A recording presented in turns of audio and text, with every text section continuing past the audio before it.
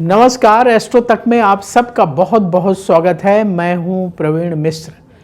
21 सितंबर 2025 की रात सूर्य ग्रहण लगने वाला है। ये सूर्य ग्रहण रात को 11 बजे से 1 मिनट पहले यानी 10:59 पर शुरू होगा और देर रात यानी डेट बदल जाएगी, 22 तारीख लग जाएगी और सुबह सुबह भोर में ब्रह्म मुहूर्त में सुबह 3:23 पर समाप्त होगा। ये ग्रहण क्यों महत्वपूर्ण है, इस ग्रहण को लेकर जो मन में चिंता है उस सब पर बात करने के लिए हमारे साथ मौजूद हैं देश के माने जाने ज्योतिष और कर्मकांड के विशेषज्ञ आचार्य विनोद भारद्वाज जी। विनोद भारद्वाज जी, आपका एस्ट्रो तक पर बहुत बहुत स्वागत है। जी, निश्चित रूप से मिश्रा जी, एस्ट्रो तक के निश्चित रूप से सभी दर्शकों को मैं प्रणाम करता हूँ, आशीर्वाद देता हूँ। तो सूर्य ग्रहण के ऊपर हम लोग पूर्ण जानकारी लेके आए हैं, आप जी हमारे साथ बने रहिए। पंडित जी, पहला सवाल आपसे कि सूर्य ग्रहण को लेकर के जो लोगों के मन में है, जो भय है, डर है, तो वो कहाँ तक उचित है? क्या डरने की जरूरत है? देखिए मिश्रा जी, सूर्य ग्रहण और चंद्र ग्रहण दो होते हैं और आपने देखा ही है कि 15 दिन के अंदर ही चंद्र ग्रहण से सूर्य ग्रहण पे आ गए। देखिए, सूर्य शक्ति का प्रतीक है, सूर्य धैर्य का प्रतीक है। देखिए, सूर्य धैर्य का प्रतीक है, सूर्य शक्ति का प्रतीक है। यदि सूर्य पे ग्रहण लगता है तो धैर्य, शक्ति और उसके अलावा आपके जीवन की दिनचर्या खराब हो जाती है, ऐसा शास्त्रों में कहा गया है। क्योंकि कहा गया है सूर्य शौर्य मथेन्दु उच्च पदविम, सूर्य पे यदि आता है ग्रहण ना तो जीवन को झकझोर देता है। और 15 दिन के अंदर यदि चंद्र ग्रहण और सूर्य ग्रहण दोनों हो जाएं तो निश्चित रूप से सूर्य ग्रहण बहुत प्रभावी होता है। लेकिन मिश्रा जी, सबसे अच्छाई यह है, यह भारत में दृश्य नहीं है।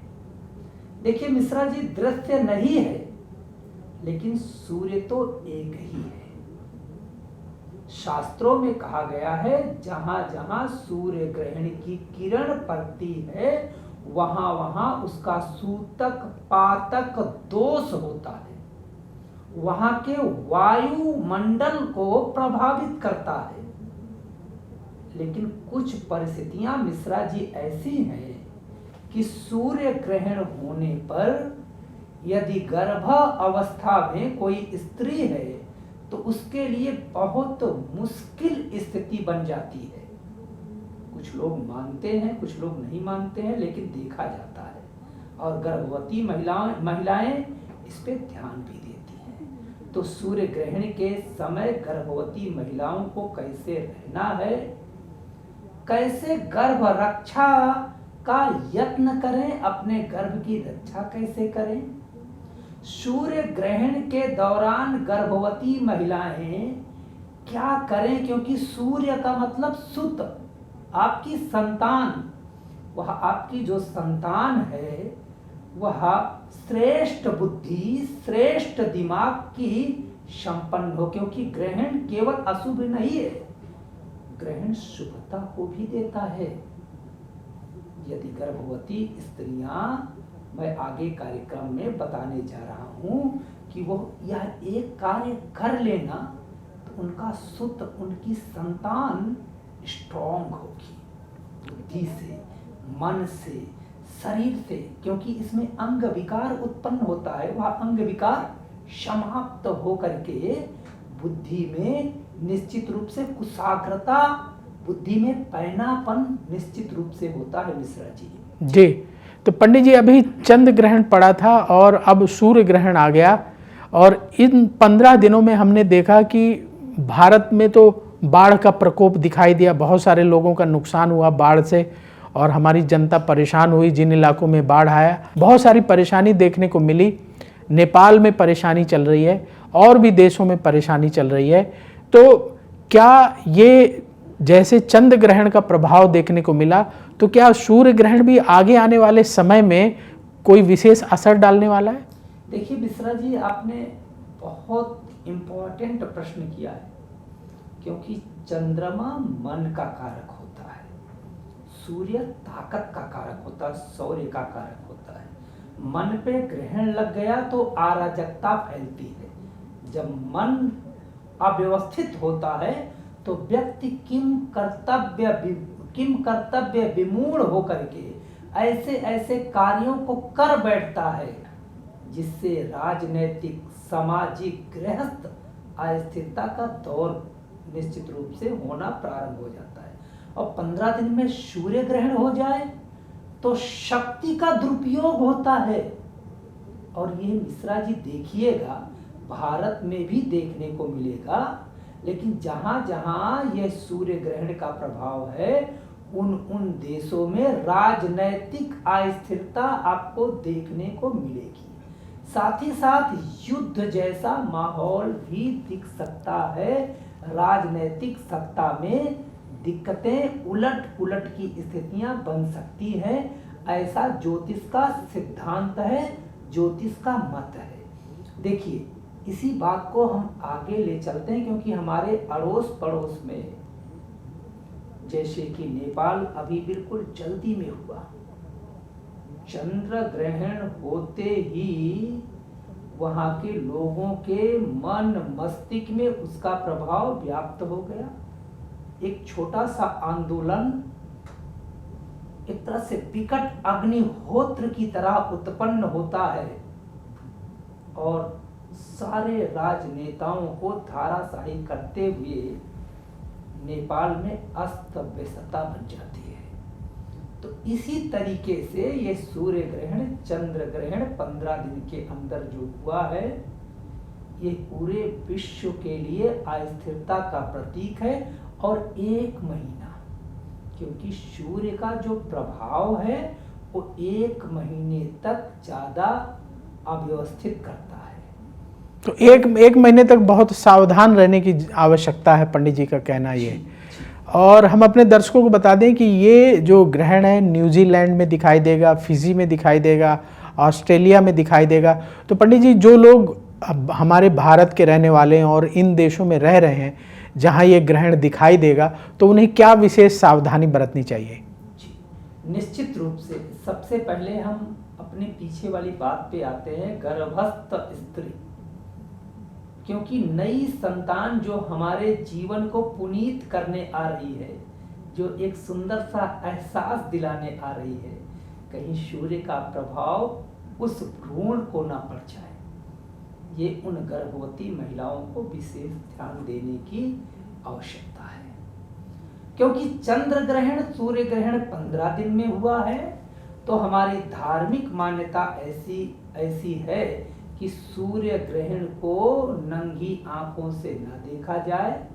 यदि आप जॉब में हैं, नौकरी में हैं, यदि आप बाहर फील्ड में हैं, तो उन परिस्थितियों में थोड़ा सा गंगा जल अगर मिले तो वहाँ पे ठीक है, नहीं मिले तो आप जो एक तरह से हल्दी होती है ना किचन में आपके, क्योंकि आपको अमूमन हल्दी हर जगह मिल जाएगी, हर देश में मिल जाएगी, तो थोड़ी सी हल्दी लेके अपने सर से राइट हैंड साइड से लेफ्ट हैंड साइड की ओर 3 बार घुमा करके ऐसे फेंक दें, सूर्याय नमः। उससे क्या होता है कि हल्दी का एक तरह से आप रक्षा कवच बना लेते हैं, और यह रक्षा कवच आपके मन मस्तिष्क पे उस राहु का प्रभाव, जो अंधकार अज्ञानता के रूप में आपके मन, आपके मस्तिष्क को प्रभावित करने वाला है ना, उससे उसे दूर कर देगा, उसके आपके मस्तिष्क में समाहित होने ही नहीं देगा। ये कार्य आप लोग जरूर कर लीजिएगा जहाँ पे सूर्य दिखाई देगा, सूर्य ग्रहण। और साथ ही साथ जहाँ नहीं दिखाई देगा, जैसे भारत है मिश्रा जी, भारत में तो जो दिखाई नहीं देगा, और देखिए जहाँ दिखाई देगा वहाँ 12 घंटे पहले सूर्य ग्रहण का भैया सूतक प्रारंभ हो जाता है। और ये जो सूतक है ना, चंद्र ग्रहण और सूर्य ग्रहण के समान ही माना जाता है। तो क्योंकि सूर्य का जो सूतक है तो 12 घंटे पहले का जो प्रभाव है ना वो सूर्य ग्रहण के समान ही माना जाता है। विशेष करके गर्भवती स्त्री को एक नारियल लेना चाहिए और नारियल को हल्दी से 3 बार ऐसे गोला गोला घुमा लें, जैसे ऊपर वाला भाग और नीचे वाला भाग नीचे, ऊपर का भाग ऊपर, 3 बार ऐसे घुमा लें। गर्भ रक्षा करोम्यहम्, मैं अपने गर्भस्थ शिशु की रक्षा के लिए रक्षा कवच के रूप में नारियल धारण करती हूँ। अपने पास रखें। यदि आप ऑफिस गई हैं तो अपने बैग में रख लें। आपके साथ साथ वह नारियल रहेगा तो आपके गर्भस्थ शिशु को कोई भी नकारात्मक शक्ति का प्रभाव नहीं झेलना पड़ेगा। साथ ही साथ हो सके तो भोजन का त्याग करना चाहिए, क्योंकि शास्त्र मत के अनुसार ऐसा कहा गया है कि जब भी सूर्य ग्रहण चंद्र ग्रहण हो, क्योंकि नीति शास्त्रों में कहा गया है रविंद्र राहु हरि जन्म काले प्राणपयाने च नृपाभिषेचने। कहा गया रवि इंदु सूर्य ग्रहण चंद्र ग्रहण में अन्न का त्याग करना चाहिए। रविंद्र राहु हरि जन्म, भगवान के जन्म दिवस में भी जब तक जन्म ना हो जाए भोजन का त्याग करना चाहिए। प्राणपयाने, यदि कोई अपने का प्राण छूट जाए अपने कुल गोत्र में, तब भी जब तक अंत्येष्टि क्रिया न हो जाए तब तक भोजन का त्याग करना चाहिए। और यदि आपके राजा का अभिषेक का समय निश्चित हो गया है तो सूर्योदय के बाद से जब तक राजा का अभिषेक, मतलब वह संकल्प ना ले ले कि राज्य सिंहासन मैं स्वीकार करता हूं, तब तक व्रत रखने से महापुण्य की प्राप्ति होती है। लेकिन आजकल की दौड़ में मिश्रा जी ऐसा संभव नहीं हो पाता है। तो थोड़ा सा तुलसी ले ले। अगर तुलसी, क्योंकि एक तरह से विदेश में है, बहुत कम जो है चांसेस रहते हैं, लेकिन आजकल लोग जो है तुलसी का वृक्ष लगाते हैं। तो तुलसी का पत्ता अपने भोजन में डाल लें। तुलसी का पत्ता ना मिले तो गंगा जल डाल लें। गंगा जल के अलावा कुसा भी डाल सकते हैं। अगर कुसा भी ना मिले, यदि आप विदेश में है, तुलसी भी ना मिले, गंगा जल भी ना मिले, तुलसी का पत्ता ना मिले, तो क्या करें? अपने धर्म की रक्षा कैसे करें? फिर वहीं आते हैं, हल्दी का गोला अपने टिफिन में एक बार पूरा ऊपर से नीचे तक राउंड करके लगा ले। निश्चित रूप से नकारात्मक ऊर्जा व सूर्य ग्रहण का प्रभाव मिश्रा जी उस भोजन को छू तक नहीं पाएगा। और जब भूख लगे तो ओम नमो नारायण 3 बार इस मंत्र का पाठ करके भोजन को ग्रहण करिएगा। सूर्य ग्रहण का प्रभाव नहीं व्याप्त होगा। तो जहाँ ये ग्रहण दिखाई देगा वहाँ के लिए पंडित जी ने उपाय बता दिया कि अगर आप वहाँ रहते हैं, ऑफिस जाते हैं, तो आप जो है ये उपाय कर सकते हैं। भारत के लोगों को ज़्यादा परेशान होने की ज़रूरत नहीं, क्योंकि जिस समय ये ग्रहण लगेगा भारत में रात होगी और रात को 11 बजे से 1 मिनट पहले शुरू होगा और देर रात, यानी जब दिन बदलता है, तारीख बदलती है, 22 तारीख लग जाएगी और देर रात सुबह 3:23 पर समाप्त हो जाएगा। तो पंडित जी, भारत के लोग जैसे मान लीजिए कि इस दौरान जो लोग सो रहे हैं जल्दी सो जाते हैं, तो और जो लोग जाग रहे हैं, तो जो सो रहे हैं तो सो रहे हैं, उनको तो कोई दिक्कत ही नहीं। जो लोग जाग रहे हैं उन्हें क्या करना चाहिए? क्योंकि भारत में तो ग्रहण दिखेगा ही नहीं, ना सूतक लगेगा। तो भारत के लोगों को फिर भी आपकी क्या सलाह है, क्या करना चाहिए? देखिए मिश्रा जी, जैसे हमारा यह कार्यक्रम शुरू हुआ, हमने पहले ही अपने दर्शकों को आमंत्रित किया था कि गर्भवती महिलाओं के लिए बहुत दिक्कत का मामला है भाई, क्योंकि डॉक्टर गर्भवती महिलाओं को आराम करने के लिए बोलते हैं।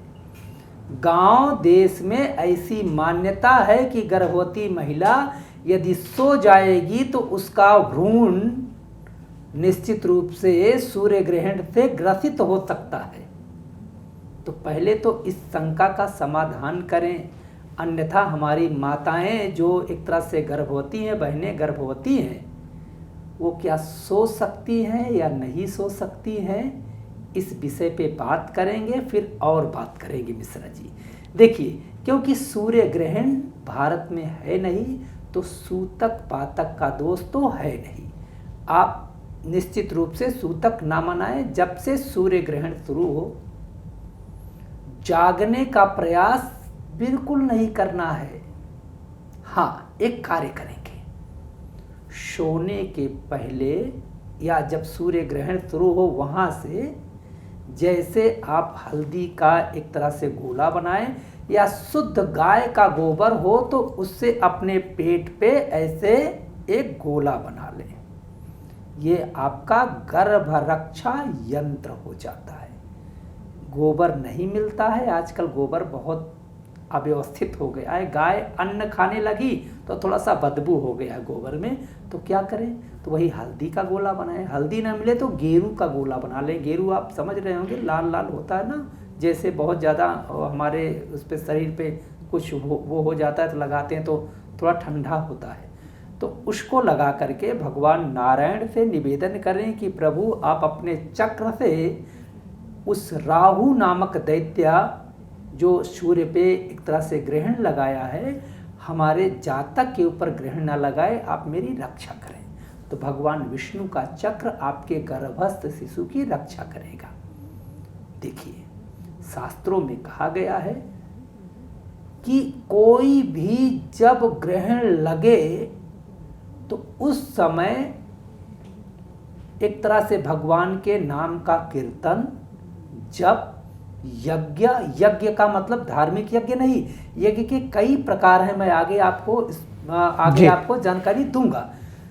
तो भगवान के नाम का जप, जो लोग मंत्र लिए हैं, जो भी मंत्र आप अपने गुरु से लिए हैं ना, उस मंत्र का जब तक जगें जप करें, जानते हो 1000 गुना फल प्राप्त होगा। साथ ही साथ जो लोग मंत्र नहीं लिए हैं मिश्रा जी, अब वो सोच रहे होंगे कि आचार्य जी हमारे लिए कोई मंत्र है ही नहीं। भगवान शिव सबके गुरु हैं।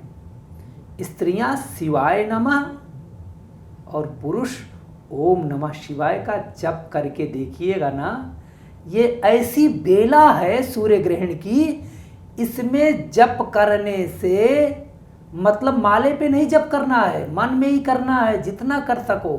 ये सहस्त्र यानी हजारों गुना, सैकड़ों गुना पुण्य लेके आती है और आपके जीवन की तमाम वह दिक्कतें जो आप बार बार प्रयास कर रहे हैं नहीं टल पाती हैं, या जो कार्य नहीं हो पा रहा है, वो कार्य देखिएगा सूर्य ग्रहण के बाद इतना पावर आपको मिल जाएगा कि फटाफट हो जाएगा। इसे आप जरूर संपन्न करें। सूर्य ग्रहण के समय यदि आप जग सकते हैं, जग के मंत्र का पाठ कर सकते हैं, तो देख लीजिएगा, यह सिद्धांत हमारे शास्त्र का सिद्धांत है कि सूर्य ग्रहण के समय जो भी जप किया जाता है वह अमृत का कण बन करके आपके परिवार के समस्त लोगों के जीवन में सुख समृद्धि का वरदान बन जाता है। यदि आप सो रहे हैं तो सोने के पहले जरूर सूर्य नारायण के नाम का स्मरण करें और सूर्य नारायण से निश्चित रूप से निवेदन करें कि प्रभु जैसे ग्रहण आपको लग रहा है आप जल्दी निवृत्त हों और हमें अपना आशीर्वाद दें। ऐसा उनको प्रणाम करके आगे की दिनचर्या को अपना आप जो करें तो निश्चित रूप से इसका पुण्य मिलेगा मिश्रा जी। जी, तो ये सूर्य ग्रहण भारत में नहीं दिखेगा, लेकिन फिर भी जो लोग करना चाहते हैं, जो मानते हैं वो कर सकते हैं। पंडित जी, ये ग्रहण पितृपक्ष के आखिरी दिन लग रहा है, आखिरी दिन की रात को लग रहा है और अमावस्या की रात है, सर्वपितृ अमावस्या है उस दिन। तो आपके हिसाब से पितृपक्ष के समय इस ग्रहण का लगना कितना महत्व रखता है, इसका क्या प्रभाव हो सकता है? देखिए, सूर्य को मिश्रा जी पितृ के रूप में माना गया है। देखिए, जब भी आप पितृ क्रिया करते हैं तो अंत में सूर्य को अपने पिता, पितामह, प्रपितामह मान करके उन्हें सूर्य अर्घ देने के बाद ही पितृ की विदाई की जाती है। इसलिए हमारा सिद्धांत है कि सूर्य से हमारी एक तरह से मानवता का विकास हुआ है। सूर्य सबके पिता है, इसलिए सूर्य को परम पितृ के रूप में स्थान दिया गया है। सूर्य को ग्रहण लगा हुआ है। ग्रहण एक तरह से देखिए मिश्रा जी, थोड़ा सा समय लेंगे हम आपका देखिए, कुछ धार्मिक मान्यताएं हैं, कुछ वैज्ञानिक मान्यताएं हैं, कुछ ज्योतिषीय मान्यताएं हैं। तो धार्मिक मान्यता में राहु जो होता है वो क्या है, धूम्रवर्ण, मतलब एक ऐसी वायु जिसे कि नकारात्मक बैक्टीरिया के नाम से जाना जाता है। वह नकारात्मक बैक्टीरिया का वास इस पृथ्वी पे हो जाता है और सूर्य पे हो जाता है, तो हम मानते हैं कि सूर्य ग्रहण का प्रभाव सूर्य के उस कांति को ग्रसित कर लेता है जो हमें जीवन देती है। तो राहु जो होता है वह जब हमारे पितृ स्वरूप सूर्य को ग्रसित कर लेता है तो हम सभी लोगों के जीवन में अशुभता होने लगती है, क्योंकि सर्व पितृन अमावस्या है। लोग सोच रहे होंगे सूर्य को ग्रहण लगा है, हम पितृकर्म क्यों करें, ऐसा ही शायद आप पूछ रहे हैं मिश्रा जी। तो देखिए, सूर्य ग्रहण लगेगा शाम को 3 रात बजे। में, हाँ रात में लगेगा। हाँ, रात को लगेगा 10 बजे शायद। रात को लगेगा पंडित जी 10:59 पर। रात को 11 बजे से 1 मिनट पहले शुरू होगा। अच्छा, सर्वपित्र अमावस्या की रात होगी, एक तरह से अमावस्या समाप्त ही हो जाएगी। तो मिश्रा जी वहीं आते हैं, क्योंकि 3 क्रियाएं हैं। देव क्रिया यानी देव कार्य प्रातःकालीन किया जाता है। पितृ क्रिया मतलब श्राद्ध वगैरह दोपहर को किया जाता है। और एक तरह से दैवीय शक्ति या तंत्र शक्ति की आराधना सायं रात्रि में किया जाता है। रात्रि में निशाचरी प्रवृत्तियों का अर्धरात्रि में आह्वान किया जाता है। ये 4 पॉइंट हैं।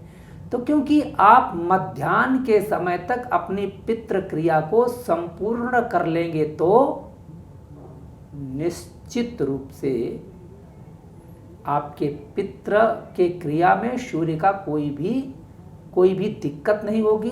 खूब प्रेम पूर्वक करें। मिश्रा जी, यहाँ पे एक प्रश्न और बनता है जी, क्योंकि अगले दिन ही महामांगलिक पर्व नवरात्र का प्रारंभ होगा। जी, शारदीय नवरात्र शुरू हो जाएंगे। जी, थोड़ा सा सावधानी बरतने की आवश्यकता है मिश्रा जी, क्योंकि जब सूर्य ग्रहण लगता है ना, तब संसार में अराजकता और एक तरह से ऐसी बैक्टीरिया का उदय होता है जो हमारे धार्मिक प्रवृत्ति को स्पर्श करके उसे अपवित्र कर देती है। तो आप अपने मंदिर को, बहुत सारे लोग होते हैं ना, वो एक दिन पहले नवरात्र की शुरुआत करते हैं, आपने भी देखा होगा, तो वस्त्र चेंज सजावट शुरू हो जाती है और सब बढ़िया, सब मंदिरों में सजावट, मंदिरों की सजावट कर लेना। तो कुल करिए, सारी स्थिति करिए, लेकिन जो आपकी मुख्य स्थापना है उसे होल्ड कर दीजिएगा। सूर्य ग्रहण रात्रि में समाप्त हो जाएगा। अगले सुबह उस मंदिर को गंगा जल से पवित्र करिएगा, क्योंकि नकारात्मक ऊर्जा सूर्य के कारण थी, जो कि ऐसी बैक्टीरिया, क्योंकि आप देखते होंगे ना कि जब सूर्य ग्रहण चंद्र ग्रहण होता है, मंदिर के कपाट बंद कर दिए जाते हैं, लाइट बंद कर दी जाती है, और जब सूर्य ग्रहण के बाद फिर स्नान करके पंडित जी को जल का छींटा लगाते हैं, लोग भगवान की मूर्ति को स्नान कराते हैं, नए वस्त्र पहनाते हैं। तो वो ये जो प्रक्रिया है ना, ये अपवित्रता का है। कुछ लोग हमसे कह रहे थे कि महाराज आपके भगवान इतने भी समर्थवान नहीं है कि राहु उनको आकर के ग्रसित कर ले रहा है। नहीं भाई, क्योंकि प्रकृति में हम जी रहे हैं, तो हम भगवान को मानव और ईश्वर दोनों की संज्ञा एक तरह से है। तो इस प्रकृति में दोष है, तो हमारे प्रभु के आसपास जो नकारात्मक ऊर्जा है ना, उसको हम दूर करने का प्रयास करते हैं। तो भैया थोड़ा सा गंगा जल लेकर के खूब पवित्र कर लीजिएगा,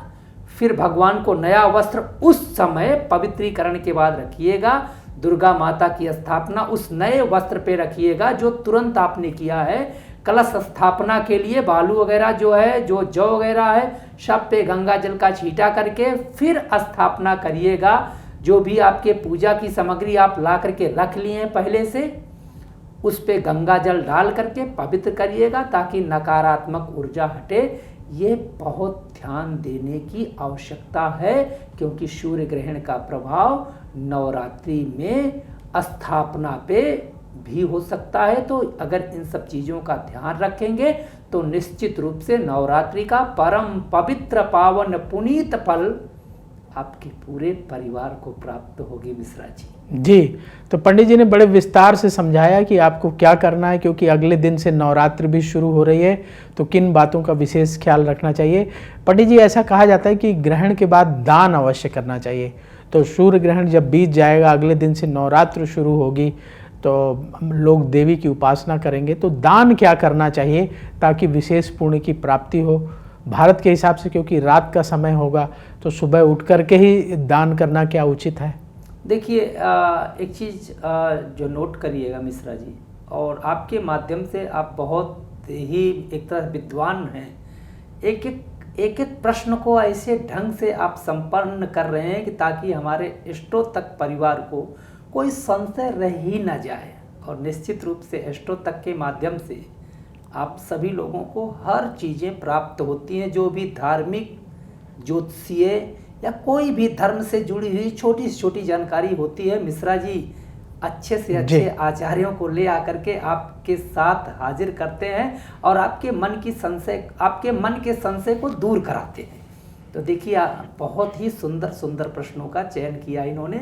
तो देखिए, दान जो है, कहा गया है कि सूर्य ग्रहण के बाद यदि दान दिया जाता है तो वह अष्ट दानों में माना जाता है।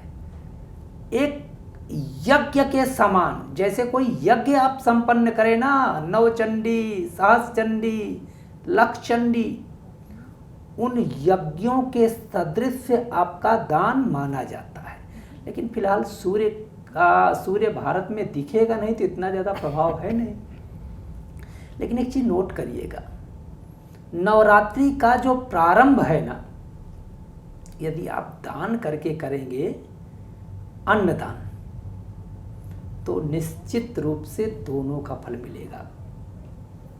भगवान सूर्य नारायण पे जो एक तरह से ग्रहण लगा है उसका भी फल मिलेगा, और जो नवरात्रि का व्रत आप शुरू करने जा रहे हैं, अन्नदान में क्या क्या चीज़ें होनी चाहिए ये बहुत ज़रूरी है जान लेना। देखिए, चावल जरूरी है, आटा जरूरी है, नमक बहुत आवश्यक है, दाल में मसूर की दाल बहुत आवश्यक है, और साथ ही साथ नमक का दान देना बेहद आवश्यक है, क्योंकि नमक का दान करने से सूर्य जो आपके मन मस्तिष्क को ग्रसित करता है उससे मुक्ति मिलती है।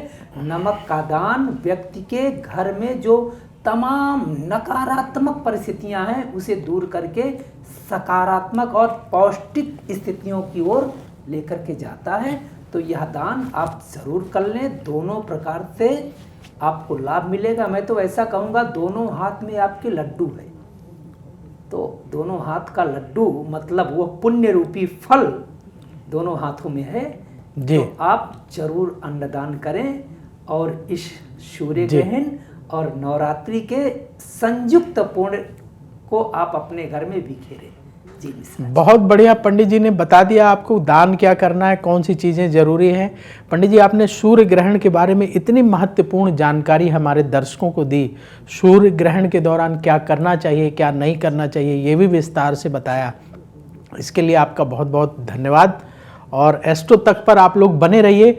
आज तो पंडित जी ने सूर्य ग्रहण के बारे में बताया, फिर पंडित जी से किसी और विषय पर विस्तार से चर्चा करेंगे। अभी पंडित जी आप एस्ट्रो तक पर आए, इसके लिए आपका बहुत बहुत धन्यवाद। जी, बहुत बहुत स्वागत सबका, और सबको आशीर्वाद देता हूँ। एस्ट्रो तक के माध्यम से आप सभी लोग लाभान्वित हो रहे हैं, आगे भी होते रहेंगे, क्योंकि एस्ट्रो तक एक ऐसा परिवार है जो धर्म की एक तरह से ध्वजा बन रहा है। धर्म की छोटी छोटी जानकारियाँ आप तक लेकर के आ रहा है। तो जो प्रभु से यह निश्चित रूप से निवेदन करेंगे कि एस्ट्रो तक परिवार ऐसे बढ़ता जाए और खूब बढ़े, ताकि हमारी धर्म ध्वजा फहराए। नमस्कार जी। तो अब वक्त हो चला है आपसे विदा लेने का। देखते रहिए एस्ट्रो तक, बहुत जल्दी फिर आपसे मुलाकात होगी। नमस्कार। अगर आप मुझसे जुड़ करके अपनी समस्याओं का समाधान चाहते हैं और चाहते हैं कि आपकी समस्याओं को ज्योतिष के माध्यम से सुलझाया जाए, तो आप हमसे संपर्क कर सकते हैं, जुड़ सकते हैं एस्ट्रो तक पर।